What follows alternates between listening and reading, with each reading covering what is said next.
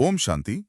प्यारे रूहानी भाई बहनों, आज 5/2/2026 के प्यारे बाबा के मधुर रूहानी महावाक्यों के मंथन में आपका बहुत बहुत स्वागत है। ओम शांति। ओम शांति। आज तो मुरलीधर ने आते ही हम बच्चों को एक ऐसा मीठा मीठा आश्वासन दिया है, बस दिल जीत लिया। सच कहा आपने। एक ही महावाक्य में जैसे पूरे कल्प का सार समा गया हो। आज बाबा ने कहा, मीठे बच्चे, बाप आए हैं तुम्हें रावण राज्य से लिबरेट कर सद्गति देने, नरकवासियों को स्वर्गवासी बनाने। वाह, ये एक एक शब्द है ना, आत्मा के लिए जैसे एक संजीवनी बूटी है। बिल्कुल। और ये जो शब्द है लिबरेट, इसमें कितना गहरा अर्थ है। हाँ, दुनिया के लोग तो समझते हैं कि किसी देश की गुलामी से छूटना बस वही आजादी है, पर बाबा हमें किस जेल से आजाद कराने आए हैं? बाबा तो हमें उस जेल से आजाद कराने आए हैं जो दिखती नहीं, पर जिसकी कैद में सच पूछो तो दुनिया की हर आत्मा तड़प रही है। बिल्कुल, ये है 5 विकारों की जेल, रावण की जेल। काम, क्रोध, लोभ, मोह, अहंकार, ये जो अदृश्य जंजीरें हैं ना, इनसे बड़ी कोई कैद हो ही नहीं सकती। और इसी कैद का नतीजा है रावण राज्य, जिससे बाबा शोक वाटिका भी कहते हैं। हाँ, शोक वाटिका, जहाँ हर तरफ दुख है, अशांति है, चिंता है, हर कोई किसी न किसी शोक में डूबा हुआ है, और हम सब इसके कैदी थे। और बाबा आते ही हैं हमें इस कैद से लिबरेट करने, मतलब संपूर्ण रूप से मुक्त करने। और ये कोई साधारण मुक्ति नहीं है, ये जीवन मुक्ति है। जीवन मुक्ति, सिर्फ इस जन्म के दुखों से नहीं। नहीं, बल्कि जन्म जन्म के चक्र में जो हम आत्माएं दुख भोगती आई हैं, उस पूरे हिसाब किताब से मुक्ति। वाह, बाबा हमें नरकवासी से सीधा स्वर्गवासी बनाने का वायदा कर रहे हैं। मतलब ऐसी दुनिया जहां दुख का नाम निशान तक नहीं। और इसी जीवन मुक्ति का जो आधार है, वो है स्मृति। हाँ, बाबा हमें कुछ याद दिलाने आए हैं। इसीलिए तो आज मुरलीधर ने हम सब बच्चों से एक बहुत प्यारा, बहुत गहरा प्रश्न पूछा है। क्या प्रश्न पूछा बाबा ने? बाबा ने जानना चाहा, बाप ने तुम भारतवासी बच्चों को कौन सी स्मृति दिलाई है? वाह, ये प्रश्न सुनते ही आत्मा में जैसे एक नशा चढ़ने लगता है। बिल्कुल, बाबा हमें हमारी वो खोई हुई, भूली हुई पहचान याद दिला रहे हैं। वो कहते हैं, हे भारतवासी बच्चे, तुम अपनी असलियत को भूलो मत। आज से 5000 वर्ष पहले तुम ही इस धरती पर स्वर्गवासी थे। क्या दुनिया थी वो! बाबा याद दिलाते हैं कि ये भारत जो आज इतना साधारण सा लगता है, यही सोने हीरे के महलों वाला शिवालय था। शिवालय मतलब स्वयं शिव बाबा द्वारा स्थापित किया हुआ आलय, घर। हाँ, और हम आत्माएं वहां देवी देवता स्वरूप में रहती थीं। संपूर्ण पवित्रता, संपूर्ण सुख, संपूर्ण शांति। बाबा कहते हैं, तुम सारे विश्व के मालिक थे। सिर्फ धरती नहीं, आसमान, प्रकृति, सब कुछ तुम्हारी सेवा में था। अकाले मृत्यु का तो सवाल ही नहीं था, कोई बीमारी नहीं थी, आत्मा और शरीर दोनों कंचन थे। ये है हमारी भूली हुई कहानी, हमारी सच्ची बायोग्राफी, जो बाबा हमें फिर से याद दिला रहे हैं। और इसी स्मृति को भूलने के कारण ही तो आत्मा की हालत हुई। जब खुद को भूला तो बाप को भी भूल गई। हाँ, और फिर दर दर भटकना शुरू कर दिया। आज के गीत में इसी भटकन का, इसी पुकार का कितना सुंदर वर्णन है। हाँ, गीत के बोल थे, नयनहीन को राह दिखाओ प्रभु। ये किसी शरीर के अंधेपन की बात नहीं है, नहीं, ये आत्मा के अंधेपन की बात है। बिल्कुल। आत्मा के नयन कौन से हैं? ज्ञान का तीसरा नेत्र। हाँ, जब आत्मा देह अभिमान में आती है ना, तो उसका ये तीसरा नेत्र बंद हो जाता है। अच्छा। फिर उसे सत्य, असत्य, सही, गलत कुछ दिखाई नहीं देता। वो अज्ञान के अंधकार में भटकने लगती है। और भक्ति मार्ग तो इसी अज्ञान अंधकार का दूसरा नाम है। और इस अंधकार में आत्मा ठोकरे खा खा के थक जाती है। पत्थरों में, मूर्तियों में, गुरुओं में अपने बाप को ढूंढती है, पर वो मिलता नहीं। तब वो अंदर से पुकारती है, हे प्रभु, हम नयनहीन हो गए हैं, हमें राह दिखाओ। हमें ज्ञान के नयन दो, ताकि हम आपको, अपने सच्चे बाप को पहचान सकें। और देखो बाबा कितने कृपालु हैं। बच्चों की पुकार सुनकर वो इस धरती पर आते हैं और हमें ज्ञान का वो तीसरा नेत्र देते हैं। वो हमें सबसे पहली और सबसे जरूरी पहचान देते हैं, जो सारे ज्ञान का फाउंडेशन है।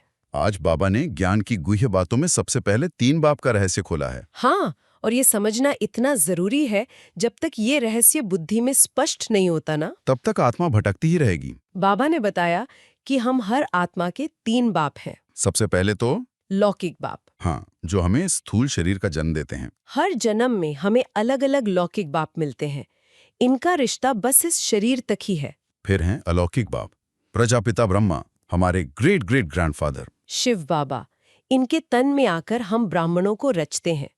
तो ब्रह्मा द्वारा हमें अलौकिक मतलब ब्राह्मण जन्म मिलता है। वो हमारे इस संगम युगी जन्म के पिता हैं। और तीसरे और सबसे ऊंचे है हमारे पारलौकिक बाप, परमपिता परमात्मा शिव। वो जो हम सभी आत्माओं के पिता हैं, चाहे कोई किसी भी धर्म का हो। निराकार ज्योति बिंदु स्वरूप, वो है ऊंच ते ऊंच बाप।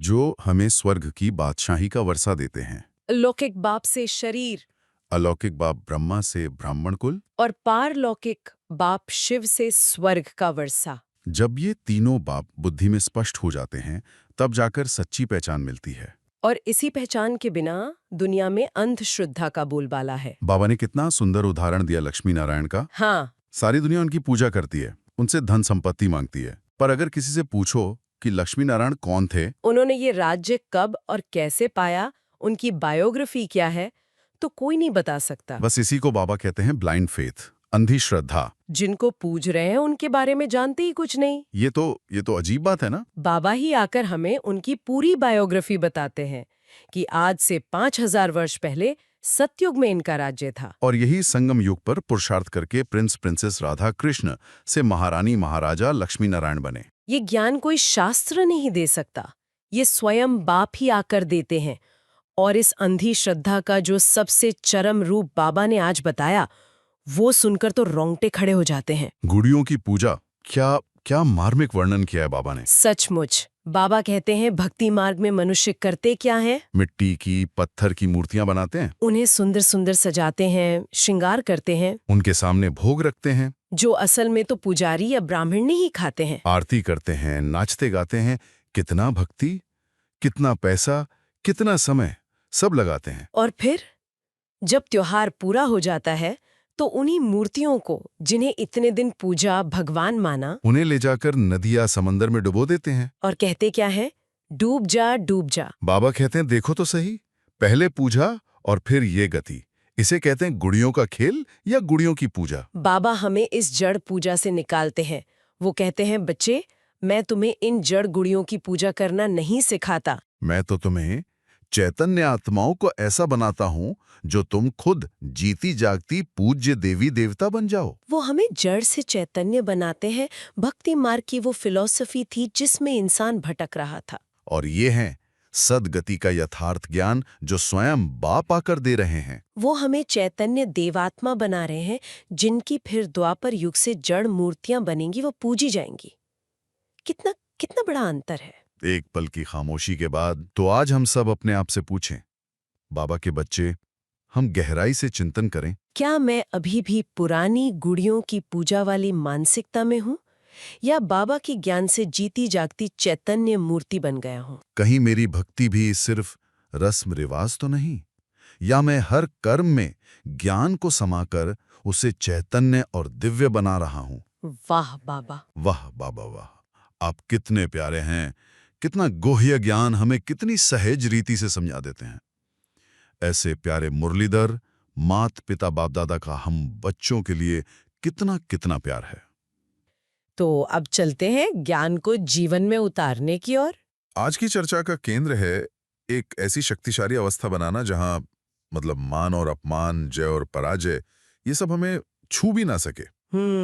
हम जानेंगे कि कैसे एक योगी जीवन में हर परिस्थिति में एक रस समान और अडोल रहा जा सकता है। चलिए इसको एक व्यावहारिक स्थिति से समझते हैं। हाँ, क्योंकि ये बातें सुनने में बहुत गहरी लगती है ना, बिल्कुल। लेकिन असल जीवन में इन्हें उतारना, तो वही तो असली चुनौती है। हाँ। तो कल्पना करें जैसे ऑफिस में एक जरूरी मीटिंग चल रही है। ठीक है। हमने किसी प्रोजेक्ट पर महीनों मेहनत की है और सबके सामने बॉस हमारे काम की बहुत कठोर आलोचना कर देते हैं। कह देते हैं ये बिल्कुल उम्मीद के मुताबिक नहीं है, इससे बेहतर की उम्मीद थी। बिल्कुल। या फिर घर में सोचें, हाँ, कोई फंक्शन है और परिवार की किसी करीबी सदस्य ने सबके सामने कुछ ऐसा कह दिया जो बहुत अपमानजनक था। सही बात है। और ऐसी स्थिति में एक सामान्य मतलब मानवीय प्रतिक्रिया क्या होती है? मन के अंदर जैसे एक भूचाल आ जाता है। हाँ, सबसे पहली लहर उठती है चोट की, दिल दुखता है, बिल्कुल। फिर शायद गुस्सा आता है या फिर खुद का बचाव करने का, सफाई देने का मन करता है कि नहीं, मेरी गलती नहीं थी, हालात ऐसे थे। वही तो, ज्यादातर आत्माओं के लिए ये एक बहुत बड़ी परीक्षा की घड़ी होती है। हाँ, जहां हमारी आंतरिक शांति भंग हो जाती है। सही कहा। मन एकदम से अस्थिर हो जाता है। ऐसा लगता है जैसे किसी ने हमारे आत्मसम्मान पर हमला कर दिया हो। हमारी पहचान पर। हाँ, हमारी पहचान पर। शांति और खुशी की अवस्था तो जैसे गायब ही हो जाती है। लेकिन यहाँ एक सवाल उठता है, क्या ये प्रतिक्रिया स्वाभाविक नहीं है? मतलब जो हमारा अपमान करे, हम उस पर कोई प्रतिक्रिया ही ना दें।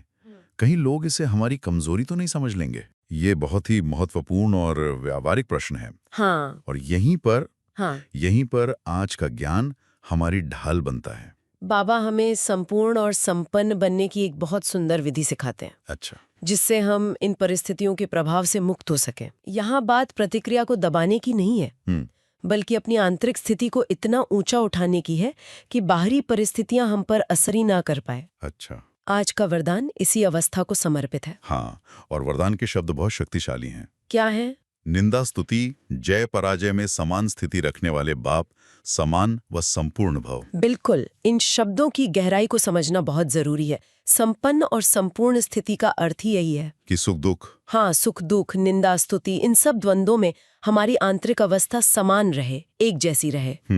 बाहर परिस्थिति कोई भी हो, अंदर की शांति और स्थिरता बनी रहे। और जो मैंने सवाल पूछा था कि क्या ये कमजोरी लगेगी, नहीं, असल में यह सर्वोच्च शक्ति की निशानी है। अच्छा। जो व्यक्ति दूसरों के शब्दों से नियंत्रित नहीं होता, वही तो असली स्वराज्य अधिकारी है। इसमें एक और बहुत ऊंची बात कही गई है कि दुख में भी चेहरे पर दुख की लहर के बजाय सुख और हर्ष की लहर दिखाई दे। ये तो साधारण बात नहीं है। नहीं है। बाहर से कोई अपमान कर रहा हो और हमारे चेहरे पर मुस्कान हो, ये कैसे संभव है? ये तो अभिनय जैसा नहीं लगेगा। अच्छा, ये अभिनय नहीं बल्कि एक बदली हुई सच्ची आंतरिक स्थिति का प्रतिबिंब है। अच्छा। इसकी विधि भी बहुत स्पष्ट रूप से समझाई गई है। जब कोई निंदा करे तो उसे निंदा समझना ही नहीं है। उसे निंदा समझना ही नहीं है। हाँ, हमें अपनी सोच को, अपने दृष्टिकोण को बदलना है। हमें अनुभव करना है कि ये जो शब्द कहे जा रहे हैं, ये निंदा नहीं, तो क्या है? बल्कि हमारी संपूर्ण स्थिति को और भी परिपक्व और भी मैच्योर करने के लिए एक मित्र द्वारा की गई महिमा है। वाह! वो हमारी कमी बताकर, चाहे उसका इरादा कुछ भी हो, हमें संपूर्ण बनने में मदद कर रहा है। अच्छा, तो दृष्टिकोण को ही पूरी तरह से बदल देना है। बिल्कुल। जो हमें कांटे चुभो रहा है, उसे एक मित्र के रूप में देखना है, जो हमें गुलाब बना रहा मतलब है। हमें सिर्फ अपनी प्रतिक्रिया को नियंत्रित नहीं करना है, नहीं, बल्कि उस घटना को देखने का नजरिया ही पूरी तरह बदल देना है। बिल्कुल, समस्या को ही अवसर में बदल देना। पर ये अभ्यास में लाना बहुत मुश्किल लगता होगा। बिल्कुल, शुरुआत में ये पुरुषार्थ है, एक सचेत प्रयास है। वृत्ति में, यानी हमारे मन के अंदरूनी भाव में, हाँ, उसमें जरा भी ये ना आए कि ये मेरा दुश्मन है, ये मुझे नीचा दिखा रहा है, और ये मेरा दोस्त है, ये मेरी प्रशंसा कर रहा है। दोनों के प्रति समान भाव। दोनों के प्रति समान भाव। जब कोई स्तुति करे तब भी हम अहंकार में हवा में ना उड़े, और जब कोई निंदा करे तब भी हम हीन भावना में धरती में ना गड़ जाएं। बिल्कुल, दोनों ही परिस्थितियों में हम अपनी आत्मिक स्थिति में स्थित रहें। ये अवस्था पाना तो, ये तो जैसे साधारण इंसान से देवता बनना हो गया। है ही। जो पत्थर फेंके उसे भी मित्र समझना, क्योंकि अक्सर होता यह है कि जो स्तुति करता है वो अच्छा लगता है, हाँ, और जो निंदा करता है वो दुश्मन। मन में ये भेद तुरंत आ जाता है। सही बात है। इस भेद को मिटाने के लिए क्या कोई खास अभ्यास है? इसका सबसे गहरा अभ्यास है आत्मस्वरूप में टिकना। अच्छा। जब हम ये याद रखते हैं कि मैं एक अजर, अमर, अविनाशी आत्मा हूं और मेरा असली सम्मान मेरे कर्मों और मेरे गुणों से है, हाँ, ना कि दूसरों के शब्दों से, बिल्कुल। तो ये भेद मिटने लगता है। और जैसे सागर होता है, उसमें कोई फूल डाले या पत्थर फेंके, सागर को कोई फर्क नहीं पड़ता। सही। वो अपनी विशालता और शांति में रहता है। हमें भी अपनी आंतरिक स्थिति को ऐसा ही विशाल और शांत बनाना है। ठीक है, तो व्यक्तिगत स्तर पर इस स्थिरता का महत्व और उसे पाने की विधि समझ में आती है। लेकिन मैंने देखा है कि हमारी शिक्षाओं में व्यक्तिगत उन्नति के साथ साथ हमेशा सामूहिक शक्ति पर भी बहुत जोर दिया जाता है। बिल्कुल। तो क्या इस व्यक्तिगत स्थिरता का कोई सामूहिक प्रभाव भी है? बहुत सुंदर कनेक्शन है। ये व्यक्तिगत स्थिरता केवल अपने लिए नहीं है, अच्छा। जब एक एक व्यक्ति इस तरह अडोल बनता है तो उसकी ऊर्जाओं, उसका वाइब्रेशन पूरे समूह को प्रभावित करता है। यहीं से संगठित शक्ति यानी एकता का विचार सामने आता है। सही। एक अव्यक्त इशारा है जो इस बात को बहुत खूबसूरती से स्पष्ट करता है। क्या है वो? एकता और विश्वास की विशेषता द्वारा सफलता संपन्न बनो। अनेक होते हुए भी एक। हाँ, ये ब्राह्मण परिवार की सबसे बड़ी विशेषता बताई गई है। बिल्कुल। इस इशारे की गहराई ये है कि दुनिया भर में जितने भी सेवा केंद्र हैं, उन सब का वाइब्रेशन, उन सब की ऊर्जा इतनी शक्तिशाली और एक हो कि किसी को भी महसूस हो कि ये अलग-अलग शाखाएं नहीं हैं। हाँ, बल्कि एक ही शक्ति के केंद्र हैं। यह महसूस हो कि ये अनेक नहीं, एक हैं। और इसका परिणाम क्या होगा? इस तरह की वैश्विक एकता से क्या हासिल होगा? इसका परिणाम बहुत बड़ा है।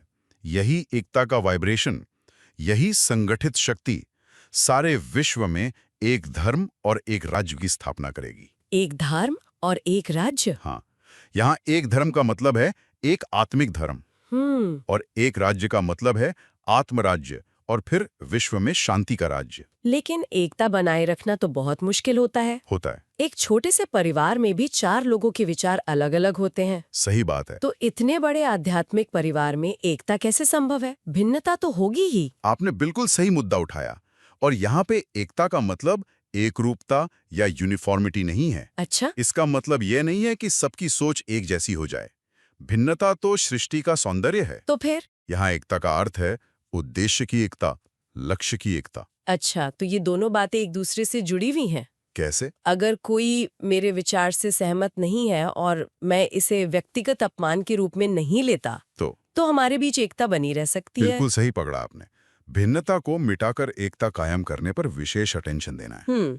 जब कोई दूसरा कुछ अलग करता है तो मन में ये संकल्प ना आए कि ये गलत है, मेरा तरीका सही है, बल्कि ये भाव आए कि ये भी बाबा का बच्चा है, अपने तरीके से सेवा कर रहा है। तो एक तरफ व्यक्तिगत शांति की बात है और दूसरी तरफ सामूहिक एकता की। हाँ।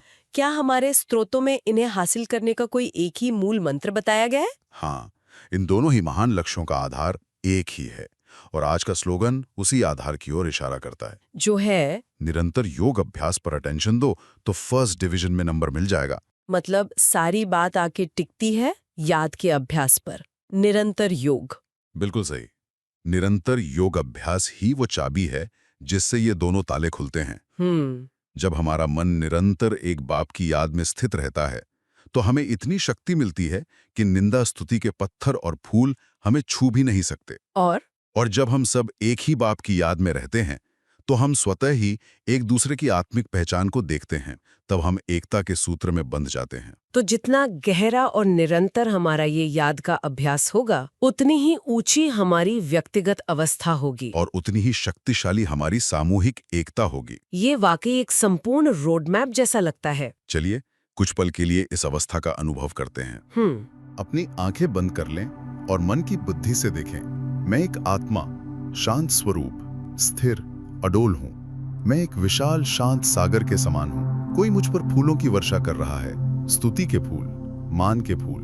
मैं सागर, शांत हूँ, मुझ पर कोई प्रभाव नहीं। अब कोई मुझ पर पत्थर फेंक रहा है, निंदा के पत्थर, अपमान के कंकड़। मैं सागर फिर भी शांत हूँ, अडोल हूँ। पत्थर भी मुझ में समा गए। मेरी स्थिति निंदा और स्तुति से परे है। मैं बाप समान, संपूर्ण और संपूर्ण हूँ। ओम शांति। इस मंथन के अंत में आज के ज्ञान के पॉइंट्स को लेकर एक क्विज तैयार की गई है। इसकी लिंक आपको डिस्क्रिप्शन में मिल जाएगी। इससे आज की शिक्षा कितनी याद रही, ये स्वयं चेक करें।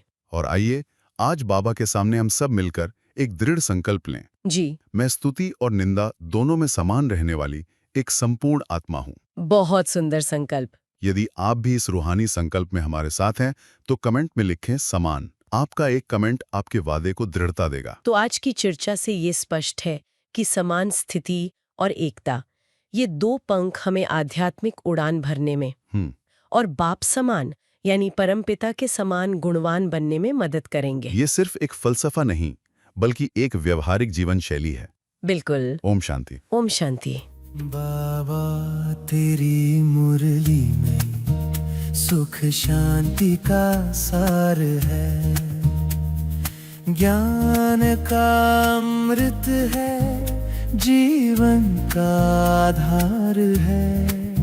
बाबा की बोलों से अच्छी राहत मिलती है। मुरली की एक तार पे दिल की कली खिलती है। बाबा तेरी मुरली में सुख शांति का सा